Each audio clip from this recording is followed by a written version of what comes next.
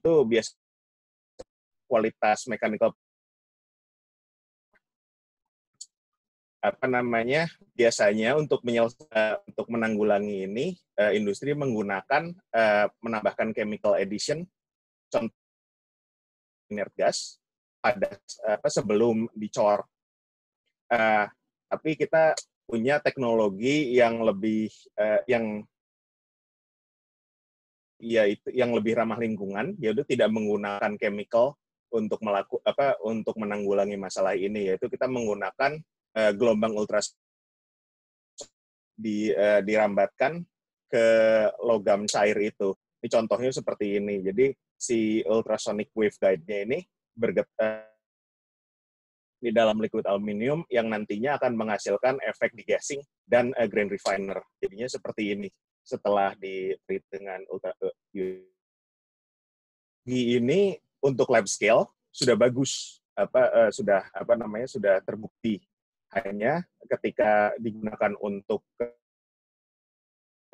skala besar itu masih agak berat. Makanya tugas saya adalah gimana caranya meng-upscale supaya bisa dipakai di industri.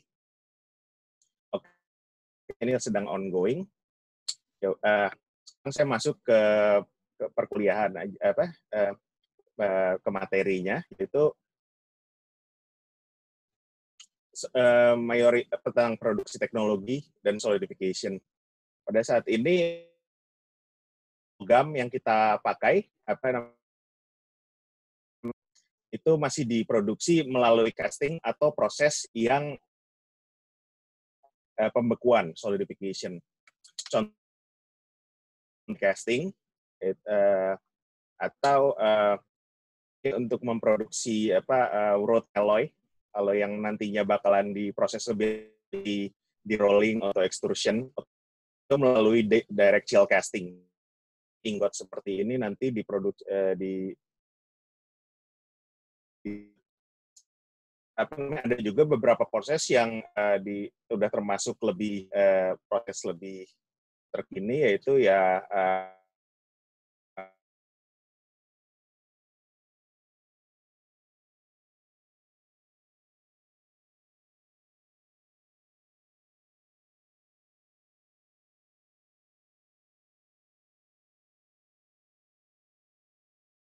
project manufacturing yang masih melibatkan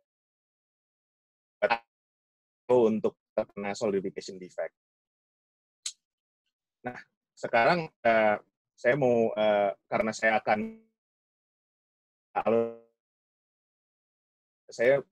kita bertanya kenapa sih kita meriset aluminium. Nah, ini di requirement dari pemerintah Eropa dunia, tapi di Eropa khususnya kita diminta untuk mengurangi emisi gas buang CO2 ya. Nah, di Eropa ini lumayan trending dan ini bagian dari rencana untuk mencapai sebelum 2050. Itu dipilih karena strength to weight ratio, jadinya logamnya itu kuat tapi ringan. Nah, jadi cocok untuk untuk transportasi, misalnya untuk otomotif dan terbang. Sebuah kendaraan lebih ringan, dia akan mengkonsumsi bahan bakar, gas buangnya juga akan lebih rendah. Hanya beberapa aluminium alloy, contohnya adalah yang aluminium alloy itu rentan untuk terkena solidification defect pada saat produksi. Nah, solidification defect seperti by definition solidification defect itu terjadi ketika proses pembekuan. Nah, ini dibagi adalah fenomena yang terjadi ketika proses pembekuan. Ini ilustrasinya. Dan saya coba phase diagram yang udah panel. maaf saya stretch sedikit supaya kena. Nah, proses pembekuan mulai dari liquidus, yaitu baru mulai terbentuk, sampai semuanya padat. Kalau dimulai ketika awalnya dari si logam itu benar-benar pada fully liquid state, jadi semuanya seperti itu kayak mendinginkan air. Ketika didinginkan, itu kristal es mulai di bawah kristal es mulai terbentuk kan. Nah, semakin turun si kristal dan mulai akan mulai menempel satu sama lain. Nah, ketika temperaturnya turun terus, semakin membesar dan udah akan satu sama lain, dan pada satu titik akan ini turun terus temperaturnya sampai semuanya jadi solidification defect itu liquidus dan solidus. Contoh solidification defect. Ada yang pertama adalah ini. Yang kedua adalah hot tearing, atau pernah dengar mungkin retakan panas istilah. Kenapa namanya jelek ya? Ya ini karena akan mengurangi kualitas, especially contohnya adalah di logam tersebut. Kalau misalnya porositas ini jelas akan mengurangi mechanical properties, karena ya pasti gampang ada temperatur ruangan. Atau apabila hot tearing terjadi dan hot tearingnya itu benar-benar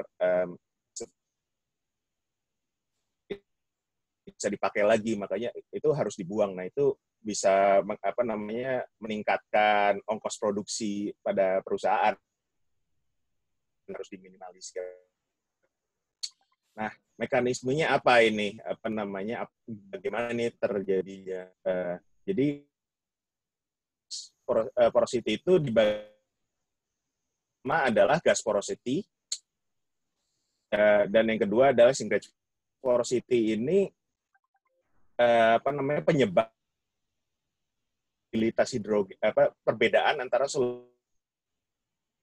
aluminium pada liquid state dan solid state. Jadi kita bisa lihat ketika solubilitas di aluminium pada liquid state itu tinggi, turun di bawah solid itu rendah. Jadinya ketika pembekuan terjadi, apalagi itu bakalan hidrogen gas akan terbentuk dan dia terjebak di dalam mikrostruktur. Jadinya itu makanya jadi poros-poros itu. Di dalam aluminium ini banyaknya adalah tergantung dari alloy. Kalau misalnya aluminium ditambahkan litium atau magnesium, solubilitasnya nambah. Kalau misalnya dengan koper atau silikon akan berkurang. Contohnya seperti ini datanya. Yang kedua adalah synchronicity. Penyebabnya adalah perbedaan antara liquid dan solid state dari aluminium. Jadi ketika aluminium itu liquid, itu besar. Nah, ketika jadinya ketika menyusut pasti ada ruang hampa kan di antara itu. Nah, itu jadi porositas. Apalagi ketiknya itu apabila tekanan untuk hidupnya itu tidak cukup, nggak ada yang ngisi kekosongan itu, makanya jadi porositas. Nah, ini untuk porosity. Gas poros secara morfologi lebih rounded, lebih bulat kayak gini. Sedangkan kalau shrinkage, karena dia sebetulnya apa namanya ruang antar dendrite antara grains itu kan, karena kan misalnya seperti ini,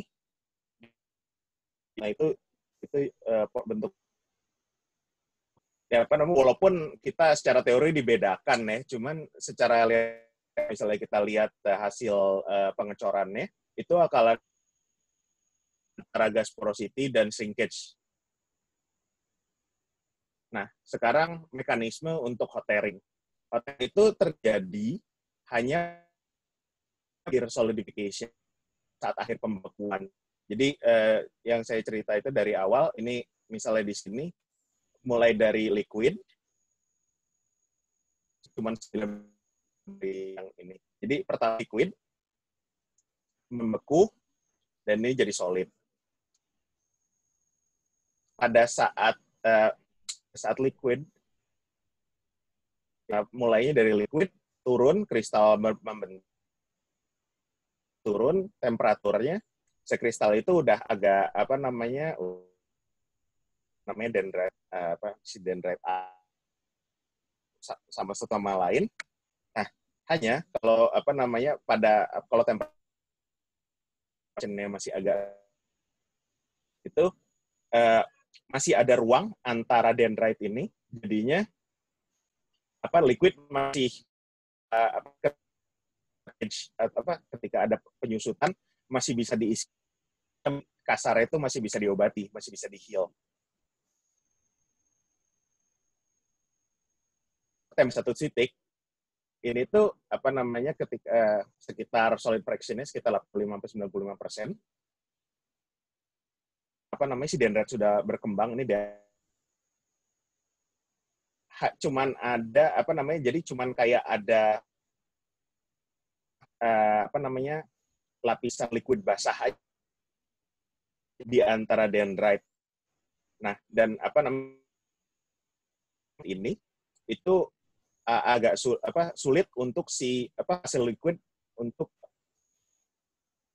apabila ada ketika pada saat ini, karena si apa namanya dendrite sudah pada menyatu satu sama lain, dia kan punya kekuatan, udah interlocking seperti nah, itu ada terjadi thermal contraction, itu akan apa namanya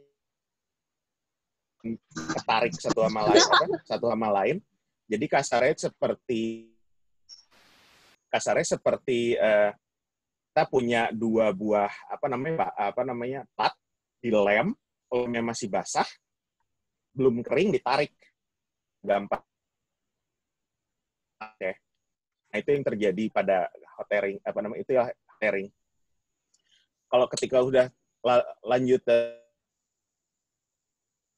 pendinginan, itu apa namanya ketika semuanya sudah solid, itu sudah terlalu kritikal tearing, mungkin terjadi hanya propagasi saja, udah kritikal lagi. Oke, itu mekanisme dari tearing. Nah, sekarang pertanyaannya, apa sih yang membuat sebuah logam, sebuah padu rentan terhadap solidification defect? Apa namanya yang penting adalah sifat-sifat dari alloy tersebut. Solubilitas hidrogen di dalam alloy, porosity, lalu apa namanya yang adalah freezing range. Jadi apa namanya jarak pembekuan itu apa namanya seberapa besar antara temperatur, semakin lebar jaraknya, semakin rentan si alloy terhadap nah, yang kedua adalah kapan saya kan tadi cerita ketika diturunkan terus si dendrite itu udah, nah ketika kapan apa namanya ada yang interlockingnya itu terjadi masih jauh di temperatur masih solid fraction-nya 70% atau bahkan ada yang berapa logam yang masih 60%, ada yang contraction ini terjadinya udah 90%. Nah, semakin tinggi temperatur terjadinya si onset, semakin rentan dia terhadap hot tearing. Dan yang terakhir adalah mechanical property pada si logam ini pada saat semi solid. Jadi karena kalau misalnya logamnya kuat solid pada saat ada phase bercampur itu, jadi dia akan semakin kuat untuk meresist si retakan panas untuk terjadi. Nah, sekarang kita tahu kita udah tahu defect, solidification defect apa ini cara mereduksi bisa menurunkan kualitas atau bahkan nggak alloy udah akan bisa dipakai lagi. Untuk kita melakukan gassing. Jadi kita membebaskan hidrogen dari dalam liquid ambient ke permukaan, ke vakum, tergantung teknologinya. Tearing beberapa solusi yang bisa pertama adalah untuk seleksi aluan phase diagram, merefine microstructure dengan menambahkan grain line. Lalu bisa juga salah satu solusi juga mengoptimisasi metersnya. Dan juga bisa menggunakan numerical process simulation untuk tearing ini. Nah, sekarang untuk gas porosity itu dengan menggunakan degassing. Dilakukan masih pada fully liquid state ya, masih semuanya cair. Itu biasanya di dalam seperti yang saya tujuan degassing itu adalah membebaskan dari dari liquid metal dari itu. Metode yang pertama yang biasa itu adalah menambahkan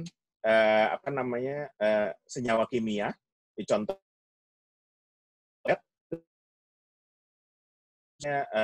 kontainer yang isinya logam cair.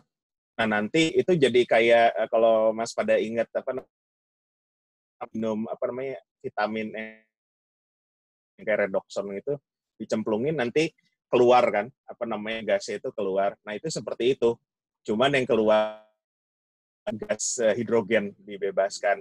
Metode lain gas inert, contohnya argon atau nitrogen, menggunakan external field. Ini contohnya kayak misalnya ini seperti ini istilahnya vacuum degasser. Jadi si liquid metal kontainernya ditaruh ruang vakum. Nah, terus argon diinjeksi. Nanti akan si bubbles-nya itu hydrogen bubbles akan keluar dan langsung ditarik ke dalam vakum ini. Teknologi lain adalah menggunakan rotary degasser, yaitu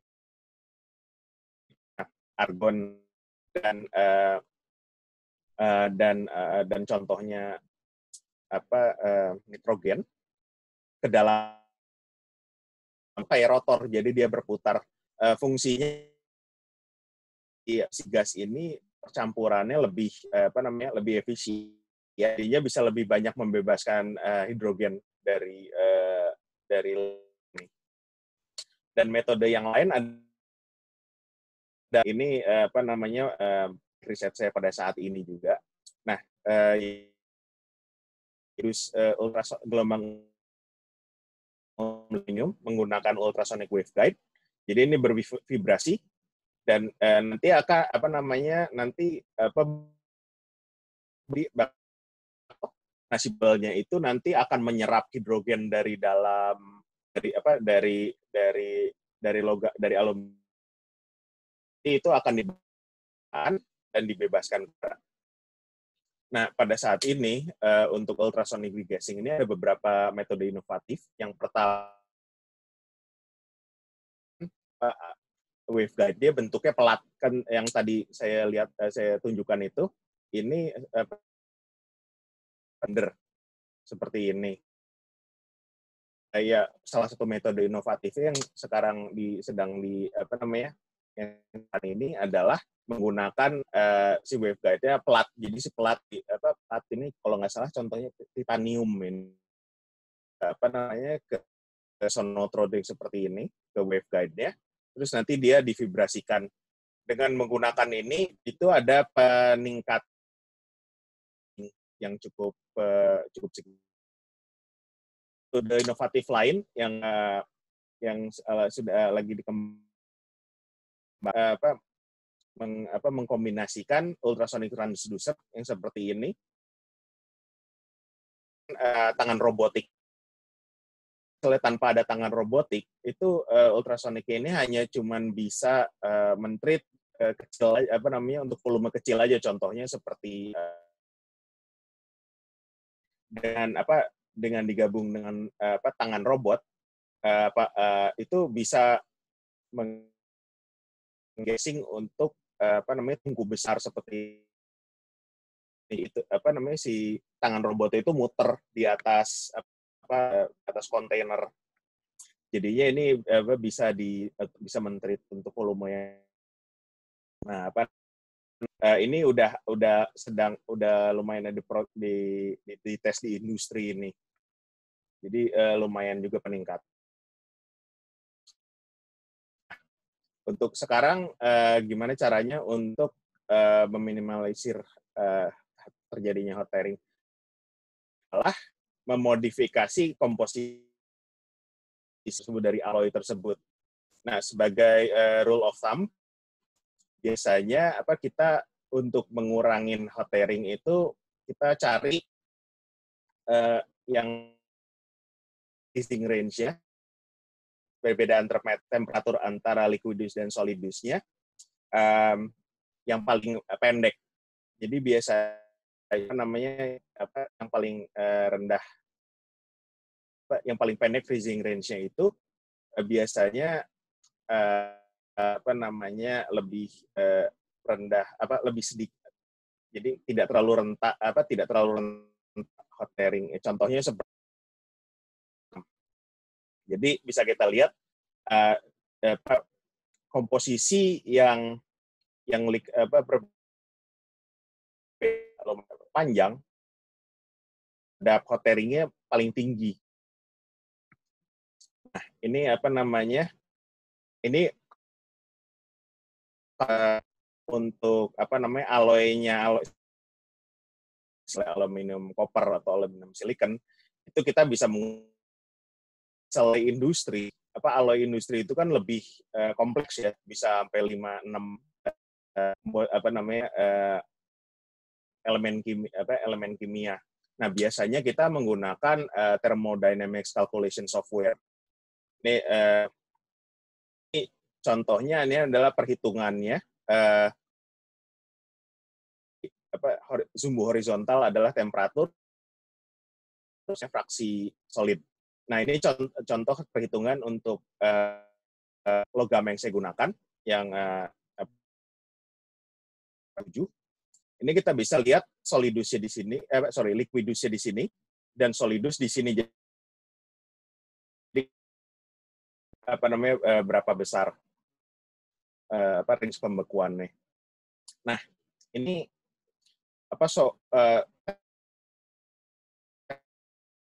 memang license ya. Contohnya yang saya gunakan adalah Thermotalk. Ada juga Pandat dan beberapa lainnya. Ada yang open source, jadinya gratis, tapi ya memang kalau itu yang open source itu memang kita, tapi pasti bisa masih bisa digunakan terbebas. Nah, permasalahan dari solusi ini adalah biasanya si alloy ini ada properti dari si logam yang dihasilkan, contohnya strength, ductility, dan corrosion resistance. Dan kalau misalnya kita coba ganti di sini, kita ganti di komposisinya, ada kemungkinan harga dari si alloy ini bakalan naik. Misalnya kita akan dengan logam yang di pasaran, itu harganya akan lebih naik gitu. Nah, pertanyaannya adalah ini customer bisa menerima nggak nih namanya penggantian. Oke, solusi kedua adalah kita merefine structure dibuat jadi lebih kecil. Biasanya untuk merefine microstructure kita menggunakan kimia diberikan ketika si logamnya masih liquid. Nah, ini adalah contohnya kampuhan dari grain sebelum ini logam aluminium copper based. Tapi ini sebelum ini lebih strukturnya lebih kasar, lebih coarse, dan tearing. Ini retakan panas ya terjadi seperti ini tanpa grain refiner. Ketika diberikan grain refiner, strukturnya jadi lebih halus, lebih kecil-kecil, dan lebih kuat untuk menas. Nah, ini secara tradisional kita biasanya kita gunakan grain refiner di industri. Ada juga metode satu menggunakan gelombang ultrasonik. Nah, ini adalah contoh satu yang setengah kita dari gelombang ultrasonik dan setengah kita berikan gelombang ultrasonik. Kita lihat di daerah yang kita tidak berikan itu strukturnya lebih kasar dan hot tearing bisa menjalar dari bawah ini, dan yang di atas gelombang ultrasonik lebih halus. Kita bisa lihat ini bahwa si retakan panas ini menjalar. Ini saya zoom lebih besar. Jadi itu berhenti di daerah sebelum jadi just before fine structure. Nah, karena fine structure ini yang struktur halus ini lebih kuat untuk menahan retakan panas dan memang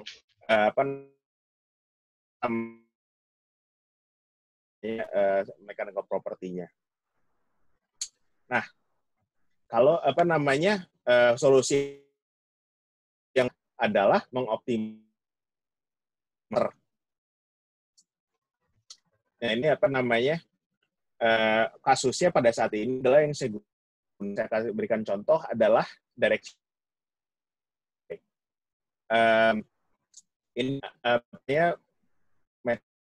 berikut. Jadi direct chill casting itu menggunakan kayak cincin kayak gini. Nanti si logam cair itu itu lewat atas, lewat sini,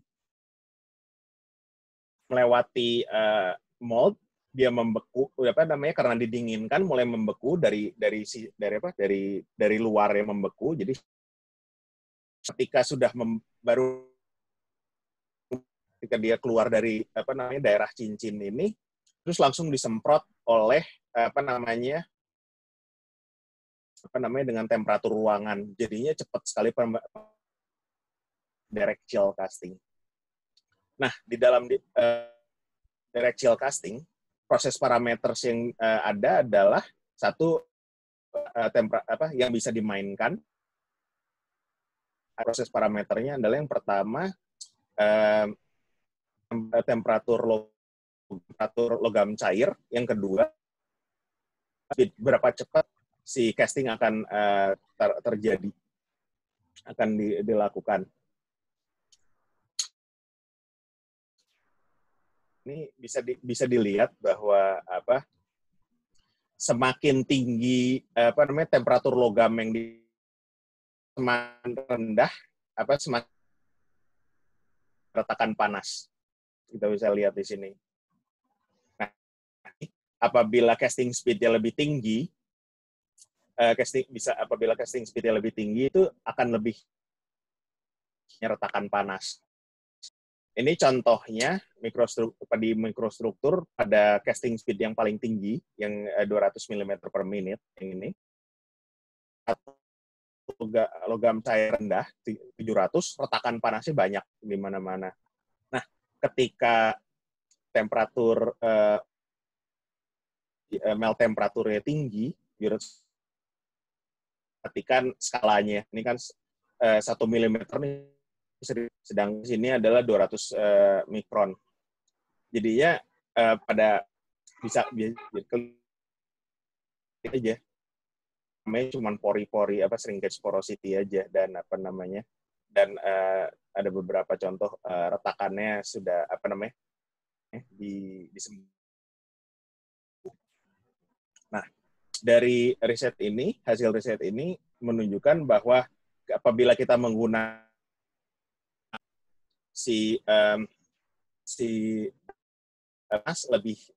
lebih jarang terjadi, tapi apabila kita menggunakan speed yang lebih tinggi dengan retakan panas untuk terjadi. Oke, yang terakhir adalah tentang optimisasi dengan numerical process simulator. Nah, tadi kan saya ceritakan bahwa retakan panas yang terjadi ketika tapi apabila kita menggunakan melt temperatur lebih tinggi, retakan panas industri, karena mereka pasti pengen untuk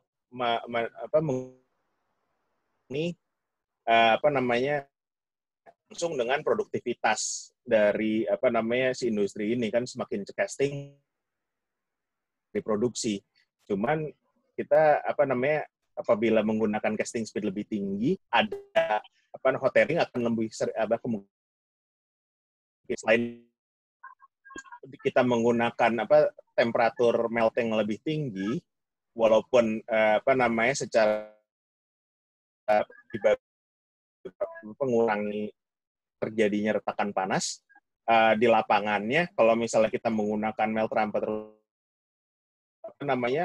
lebih banyak energi untuk mempertahankan temperatur itu, jadinya kan kita harus memperhitungkan yang namanya industri. Nah, optimasi. Jadi gimana secepat apa kita bisa lakukan casting tanpa retakan itu sering terjadi, dan juga temperatur yang bisa dipakai untuk retakan panas tetapi cukup rendah, lebih tidak menggunakan banyak energi. Secara tradisional ini casting speed atau melt temperatur ini digunakan dilakukan dengan proses coba-coba melalui trial dan trial dan error. Ini adalah yang pertama, time consuming. Kalau misalnya kita coba-coba, apalagi untuk scale casting ya, kita harus siapkan materialnya, kita segala macamnya. Itu kalau misalnya kita salah ulang lagi itu kan bakalan buang. Misalnya ada misalnya terjadi retakan panas atau hasilnya jelek, itu kan harus dibuang atau nanti harus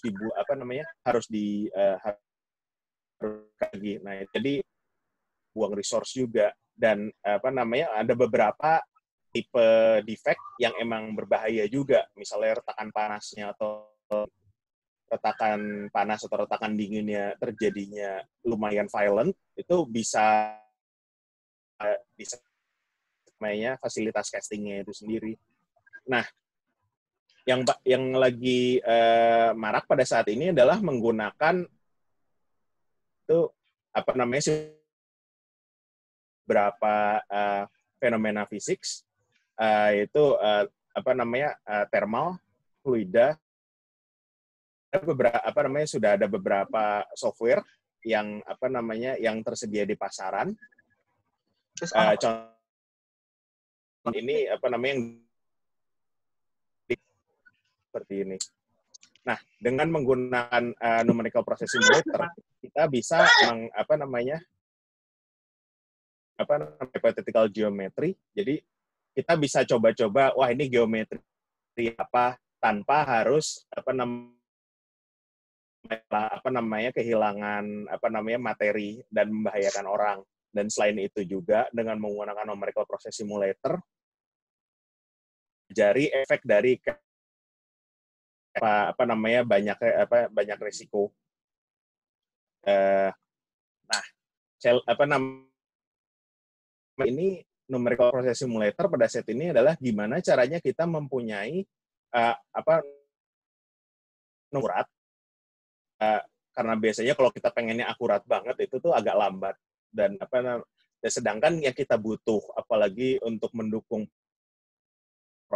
model yang bisa digunakan yang cukup cepat dan akan untuk menentukan apa untuk produksi beberapa cepat. Jadinya nanti bisa untuk apa manajemen juga bisa ini apa namanya secepat ini kita kalau misalnya paling optimum berapa hari kerja untuk menghasilkan berapa banyak ingot. Jadi bisa udah lumayan hitung-hitungannya lebih akurat, lebih efektif. Nah, ini bagian terakhir adalah saya contoh dengan prosesnya yang saya ambil adalah DC casting dari yang saya tunjukkan beberapa slide berikut sebelumnya. Ini, seperti ini. Nah, yang kita akan coba adalah inflow geometry, yaitu gimana cara kita menuangkan logam ke dalam mold-nya ini, dan casting speed. Nah, yang seperti diilustrasikan di sini, langsung aja dari atas. Nah, kita ternyata itu juga bisa memberikan dampak terhadap apa namanya retakan dan lain-lainnya. Kalau kita ini kita coba apa namanya logam cairnya itu apa namanya arahnya semi horizontal, jadi nggak langsung dicemplungin ke bawah gini, tapi semi horizontal. Yang kedua adalah kita coba dengan menggunakan geometri penuangannya itu kayak pakai cuma dituangkan dari atas biasa tapi kayak gitu seperti ini. Nah, ini adalah dari hasil numerical simulation ya. Ini apa namanya distribusi temperatur di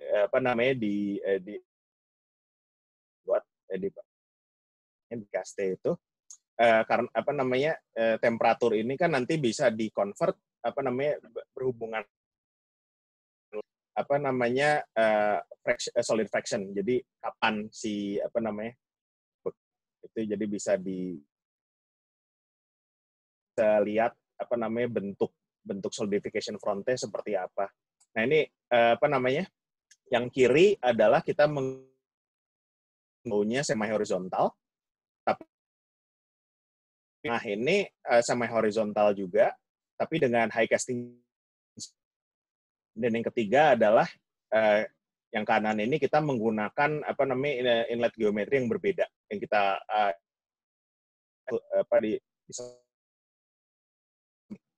dengan memvariasikan dua parameter ini kita bisa lihat ternyata solidification frontnya itu agak beda ya, some shape itu beda ini. kecepatan horizontal lebih landai. Nah, apabila kecepatan castingnya lebih tinggi, itu lebih dalam. Kan kalau misalnya kita menggunakan inlet geometri yang kayak yang pakai secara vertikal itu, kita bisa lihat hanya curam, tapi setelah mulai ke sisi lebih landai. Nah, ini juga dari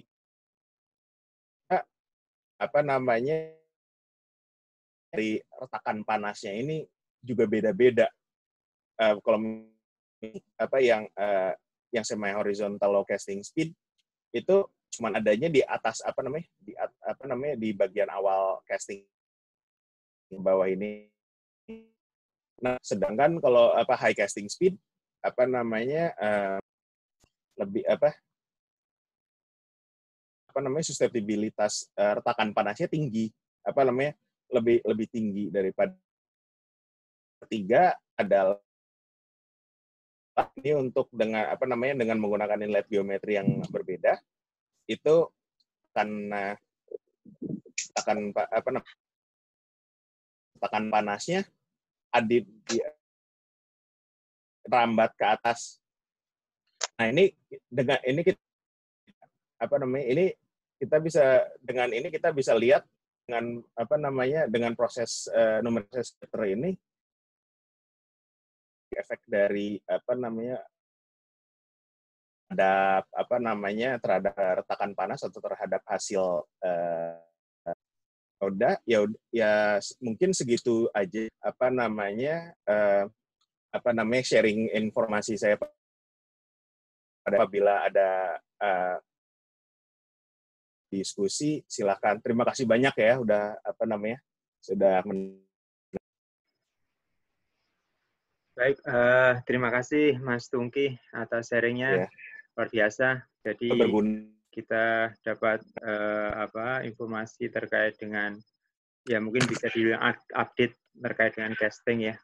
Terus ini Mas, saya mungkin sebelum kita buka pertanyaan ini, kalau misalkan itu kayak equipment-nya itu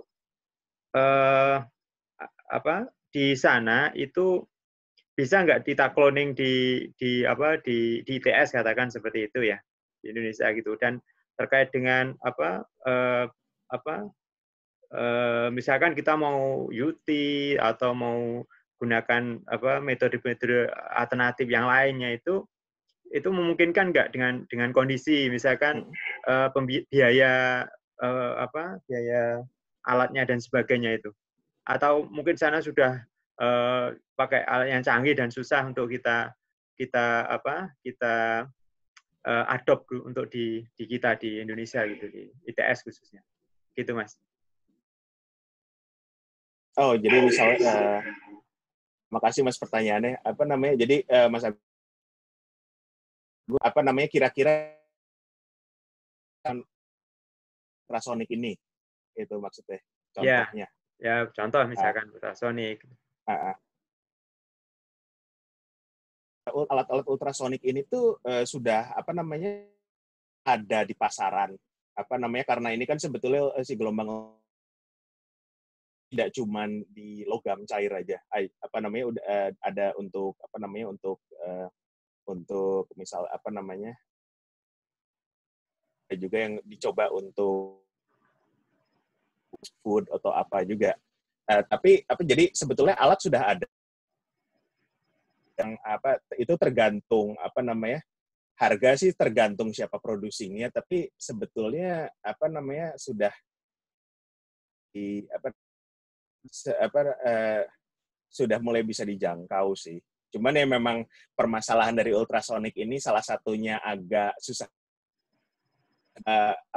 high initial cost. Tapi pakai sekali kita udah beli kayak investment providing semuanya kita tahu cara pakainya segala macam, itu akan lebih rendah karena kalau misal ini tergantung dan kita harus tetap ada terus ultrasonic ini kan sekali beli ya paling dia waveguide dia bisa dibubut juga di Indonesia itu sebetulnya bisa. Cuman untuk saya nggak ada quotation-nya. Nanti coba saya tanyain kalau misalnya Mas Agung tertarik. Baik, terima kasih Mas informasinya. Baik, kita buka pertanyaan, silahkan. Mungkin ada yang mau ditanyakan, didiskusikan.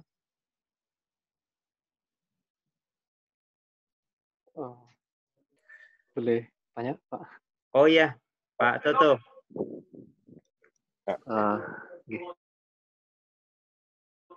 Pripun? Boleh langsung ditanyakan atau? Ya, langsung aja, Pak Toto. Satu-satu aja, nanti satu ditanggapi gitu aja lah. Biar enak. Terima kasih Pak Tungki. Tadi menarik sekali Bapak, sangat menginspirasi. Saya mau tanya tentang hasil simulasi Bapak. Itu tadi sebelum ini atau 2 slide sebelum hasil simulasi Bapak, distribusi temperaturnya, nah, ini Bapak validasi ya, apakah dengan parameter yang Bapak set di simulasi ini, terus memunculkan data tiring di situ, apakah dengan data lapangan? Ya itu. Oke. Itu Mas. Ya, terima kasih ya. Baik. Itu pertanyaan bagus sekali, memang benar. Itu yang paling penting antara validasi dengan hasil numerik. Ini emang kita digabungkan dengan dengan kita simulasi dengan parameter ini dan kita diujikan dengan DC casting eksperimen. Dan memang ini itu sebetulnya tiga parameter yang berbeda ini itu menghasilkan yang berbeda. Jadi ini untuk low casting speed dan itu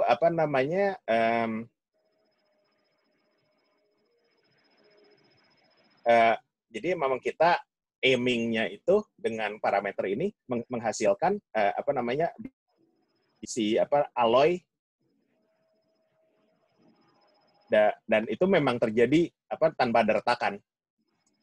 Ya adalah dengan high casting speed emang kita aiming ini untuk mendapatkan retakan dingin. Ini saya nggak bahas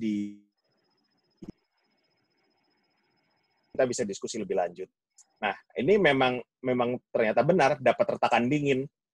Nah, yang ketiga geometri yang berbeda untuk kita mendapatkan panas dan memang benar makanya di sini bisa dilihat ini lumayan tinggi kan angkanya lumayan tinggi kalau dilihat ini susceptibilitasnya sehat. Nah, memang benar ini inlet geometri yang berbeda itu retakan panas benar terjadi. Jadi sudah ada validasinya. Kalau misalnya saya bisa kirimkan papernya.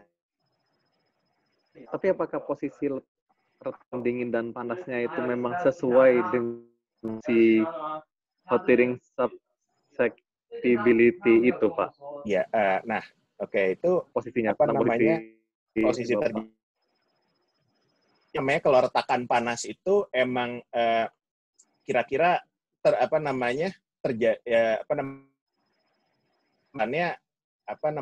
100% terjadinya memang di awal casting, cuman di 100% per milimeter.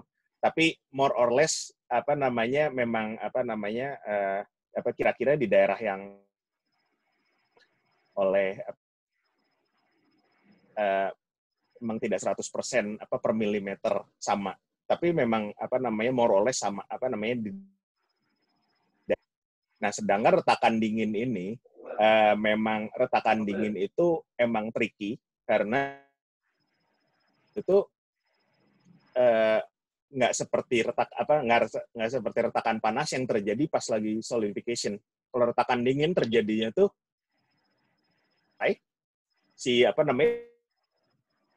dingin kan, tiba-tiba si alloy itu pecah. Bisa apabila yang di high strength aluminium alloy itu malah bisa kayak bisa meledak gitu, karena mekanismenya adalah residual stress yang kencang, jadinya bisa melepaskan energi secara kayak impuls gitu. Itu yang bahaya untuk casting personnel.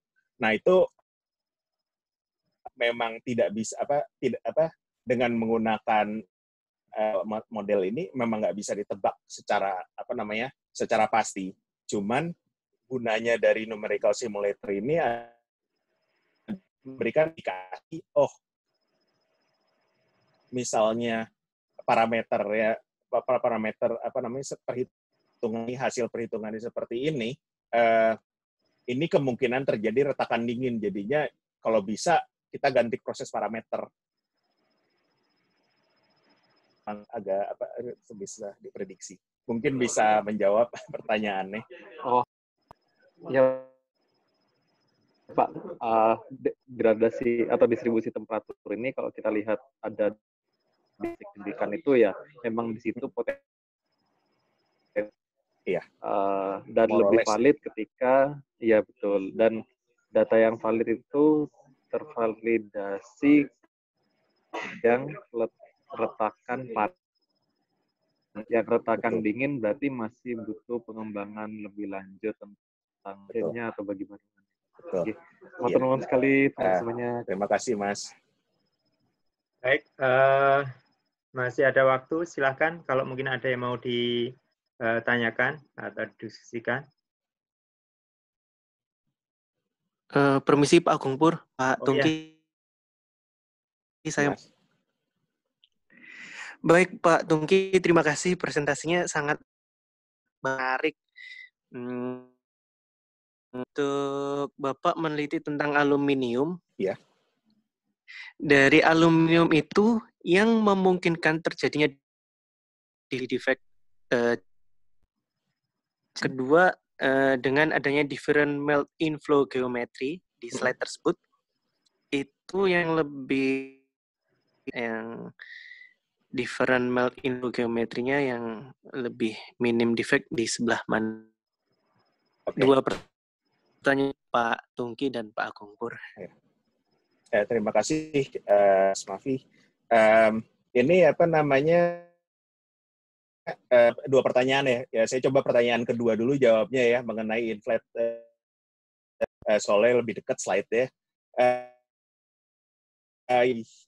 Lebih chance lebih tinggi untuk menghasilkan logam yang sehat. Melt.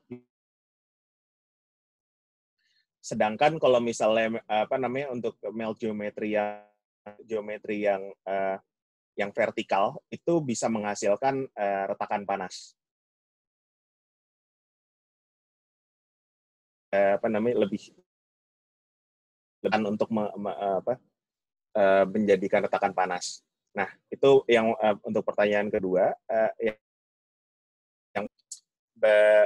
alloy tipe apa yang lebih rentan terhadap retakan panas. Nah, itu bisa dilihat bentar ya.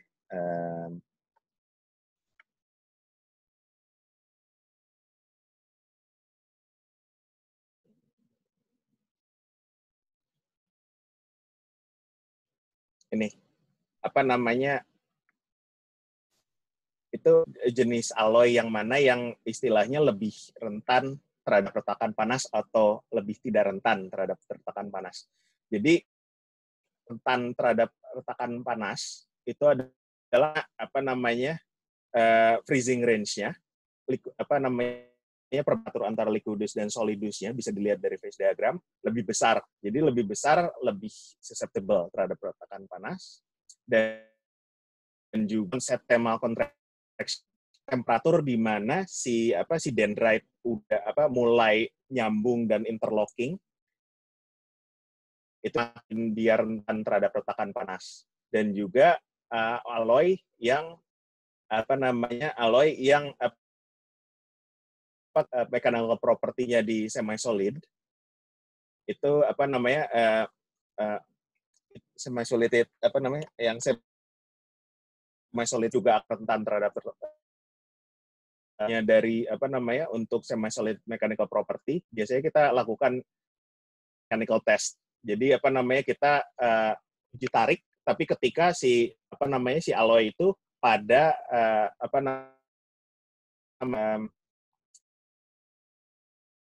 di atas solidus. Nah, di situ kita bisa tahu berapa kuat si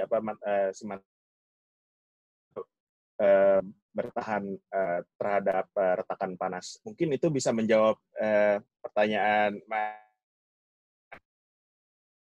Baik Pak, terima kasih penjelasannya. Untuk yang gambar permodelan tadi berarti hasil yang didapatkan yang paling optimum adalah dan hot crack, betul ya Pak? Iya, betul. Oh. Ya, jadinya yang paling kiri. Ya, jadi yang menggunakan inflasi yang semi horizontal, yang turunnya seperti ini, dan juga casting speed yang rendah. Jadi itu juga sudah didukung dengan menggunakan casting speed yang rendah, itu tidak ada emang lebih kecil untuk terjadi retakan panas. Baik Pak, terima kasih atas penjelasannya. Sama-sama, moga-moga berguna Mas. Ya. Baik, silakan kalau mungkin ada yang mau ditanyakan. Ya, selamat sore Pak. Ya. Siswa S1. Ya.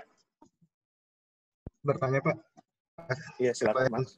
Saya tahu tadi kan berarti yang dicari dari untuk mencari yang penting grainnya itu sehalus mungkin, namun tidak menimbulkan betul seperti faktor lain yang sebenarnya dicari dari penambahan grain refiner ataupun proses-proses yang lain.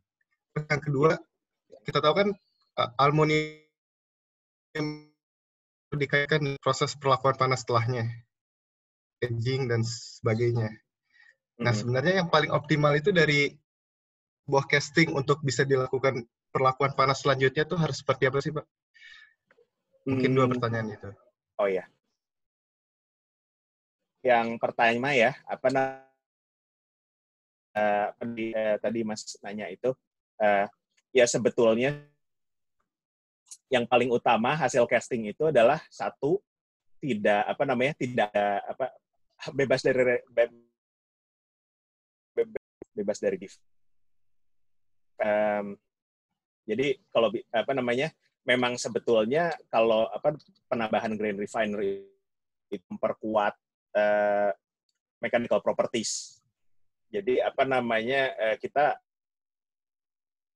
sebetulnya kalau industri mau produksi itu tuh kan kita kan pasti nyarinya mechanical property-nya yang bagus. Jadinya kita akan gelombang ultrasonik itu tidak juga cuman tidak hanya untuk menghindari retakan panas, tapi untuk mendapatkan karena itu merefleksikan mechanical property yang lebih bagus. Nah, yang kedua pertanyaan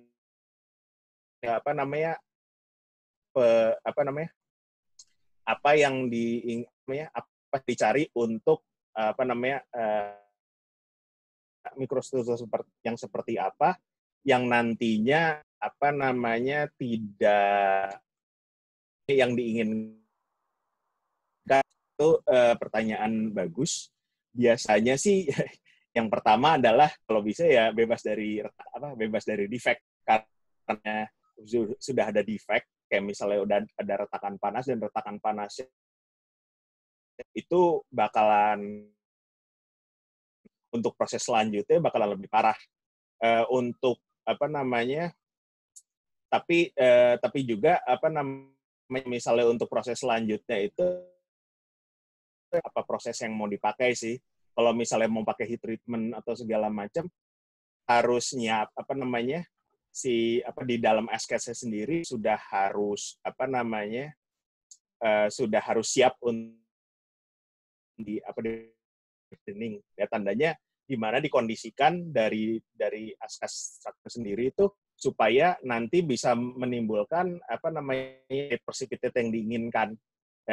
Yaitu jujur hanya tahu sedikit-sedikit. Tapi yang kedua, emang harus dikondisikan si mikrostruktur untuk, jadi harus dipikirkan ke depannya, dipikirkan lebih lanjut ukuran grain atau apanya. Kalau sih kita pengennya sih biasanya dengan mungkin bisa membantu ya Mas ya. Baik Pak, terima kasih banyak Pak. Iya. Baik,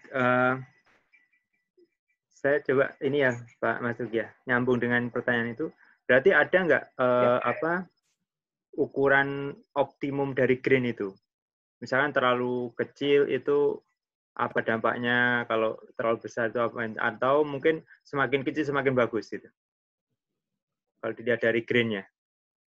Ya, makasih Mas. Ya. Sebetulnya sih in general semakin bagus sih. Cuman biasanya sih biasanya ada beberapa itu nanti kecil dapat ini biasanya untuk apalagi dengan proses-proses casting biasa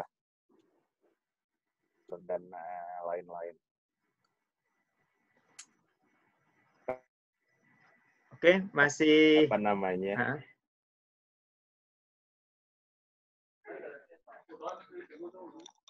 Silakan, atau boleh saya lagi? Oh, yang lain mungkin. Nggak apa-apa, silakan Mbak. Ya. Siapa ini? Pertanyaannya itu ketika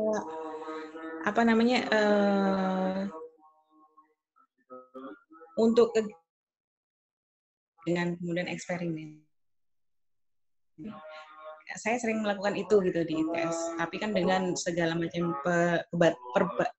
keterbatasan. Allowing yang dilakukan, oleh yang ditambahkan kan hanya 2 atau 3 ya, dari untuk modeling itu kan dia menggunakan material yang sesuai gitu, maksudnya sesuai based on spec. Seperti itu bagaimana ya? Karena harusnya itu tidak comparable gitu. Realnya saya pengen tahu kalau di sana itu apakah betul-betul ketika di situ ada paduan yang dia sedikit sekali itu juga dimakin sesuai dengan spek. Gitu. Terima kasih Mbak. Ini bagus, pertanyaan bagus. Memang benar kalau misalnya numerik itu kan kita bisa seperti apa yang eksperimen memang terbatas, nggak cuma di di sini juga itu Mbak sama juga kok, apalagi untuk elemen-elemen kayaknya misalnya scandium gitu ya, kita harus hati-hati nambahinnya. Ini balik lagi yang bagus itu adalah seberapa penting secara general. Jadi misalnya kalau misalnya titanium, refiner, kalau misalnya dari simulasi kita bilang ya udah karena titanium dan emang dan jumlahnya kecil untuk dimasukkan ke dalam. Nah itu kita berapa jauh si elemen kecil si jumlah elemen kecil ini bisa mengganti menggeser mekanikal propertinya kalau kit aja, apalagi kalau dipadukan dengan ultrasonik 0,06 weight persen itu ditambah ditambah menggunakan gelombang ultrasonik itu tuh bisa menggeser menggeser hasil menggeser hasil eksperimen. Padahal kalau dipikir kan kita kok nggak terlalu penting. Berapa elemen-elemen lain cuman geser sedikit nggak terlalu pengaruh, misalnya dari 2 jadi 2,1 gitu, itu nggak terlalu banyak. Jadi harus jeli juga melihat seberapa penting fungsi elemen ini. Bagaimana cara taunya of thumb, tapi biasanya saya sini juga cari di literatur review dulu. Sudah banyak yang melakukan pergeseran sedikit elemen ini bisa menghasilkan berapa, atau misalnya fungsi dari elemen ini ditambahkan itu modifier atau sebagainya. Jadi kalau saran saya emang harus dicek lagi yang di neglect ini besar nggak pengaruhnya secara secara keseluruhan. Mungkin bisa Baik, terima kasih Pak. Ya. Oke. Baik, ada lagi? Yap. Pak Toto ya, mau tanya lagi ya? Terima kasih banyak. Terima kasih banyak. Pak, mohon maaf Pak Tungki, boleh Bapak tampilin slide yang tadi Bapak tampilin pengaruh gelombang ultrasonik terhadap brain refinement-nya? Boleh, bentar ya. Yang ini ya Mas? Benar? Masih nyampe di diagram fase. Yang ini betul. Benar, yang ini? Yang ini betul. Oh ya. Ya. Ini soniknya itu ya ada di Pak ya. Iya, di atas ini. Jadi ini sebetulnya DC casting. Jadi ini DC casting, cuman di transducer ultrasonik itu sudah ditaruh di atas ditaruh di sini. Iya. Di sini. Cuma di awal eksperimen itu belum dinyalakan dulu. Jadi di awal eksperimen belum dinyalakan. Setelah tertuang semua baru dinyalakan. Setelah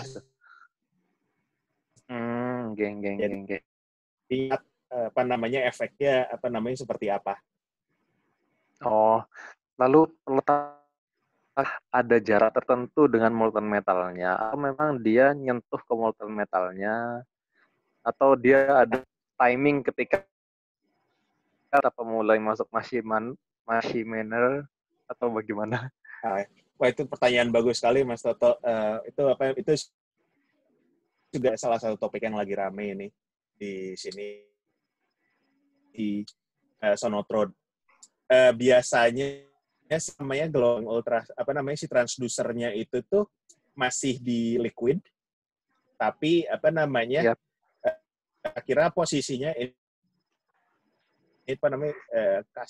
istilahnya tuh di cooling zone, kita tuh biasanya posisinya hampir sejajar atau lebih ke atas sedikit. Oke. Beberapa sentimeter di atas itu. Nah, yang itu memang sedang yang sedang kita juga project di sekitar saya juga sedang mengembangkan isinya kayak gimana. Karena apabila ditaruh terlalu tinggi, Mas, itu nggak akan memberikan efek. Oh, begitu. Kalau terlalu rendah itu juga juga ada itu tertentunya juga juga ada juga. Iya. Ada optimasinya. Salah satu mekanisme dari si gelombang buat grain refiner itu adalah dibilangnya dendrite fragmentation. Jadi si gelombang ultrasonik itu bubble di. Nah, si bubble ini ketika dia pecah itu kan jadi kayak apa namanya, seperti bubble tuh ya apa namanya, kayak bola-bola apa itu. Mohon maaf, udara begitu Pak. Setelah digoncang pakai ultrasound yang tinggi banget. Apa namanya? Kalau apa namanya, kalau void aja sebetulnya. Ya. Kalau misalnya untuk di-gassing, ketika masih banyak apa hidrogen di dalam, itu bisa jadi inside hidrogen. Betul banget, betul. Hanya void apa namanya? Nah itu. Iya. Nah, si dia osilasi ya. Apa namanya? Ya, betul. Osilasi betul, gini. betul. Nah, betul. Ketika dia meletus, itu bakal menimbulkan shockwave. Ketika dekat dengan dendrite, si dendrite itu bakalan pecah kayak kena apa namanya, kena gelombang pecah. Nah, si pecahan ini jadinya tadinya apa namanya, dendrite besar jadi kecil-kecil. Nah, kalau misalnya kita bisa diskusi lebih lanjut, dan nggak apa-apa. Apa namanya, kalau mau ngirim email atau apa silahkan. Gimana? Oh iya. Satu lagi Pak, satu lagi. Ya, tentang gelombang ini, ini kan ultrasonik kan frekuensinya tinggi, energinya tinggi di aksi tertentu. Apa kalau lebih dari 20.000 Hz ini udah cukup, ada batas-batas frekuensi tertentu yang bisa diaplikasikan? Ini. Makasih, Mas. Oh ya, untuk betul. Apa namanya, untuk liquid metal emang secara apa namanya, ultrasonik secara general itu memang yang frekuensinya tinggi di belasan ribu hertz sampai ke atas ya, akhir dari belasan ribu hertz ke atas. Tapi untuk memang kebanyakan dipakainya di ultrasonik rentang rendah. Apa namanya, contohnya yang yang ini. Iya. Ini apa namanya, frekuensinya itu sekitar 17,3 kHz. Jadi terus ada juga eksperimen kita 20 kHz. Di frekuensi ultrasonik. Oh, berarti perbatasan antara ultrasonik sama audiosonik gitu kira-kira. Ya, matur nuwun. Sama-sama. Baik, kita masih ada waktu satu pertanyaan lagi. Silakan. Satu pertanyaan lagi. Masih ada?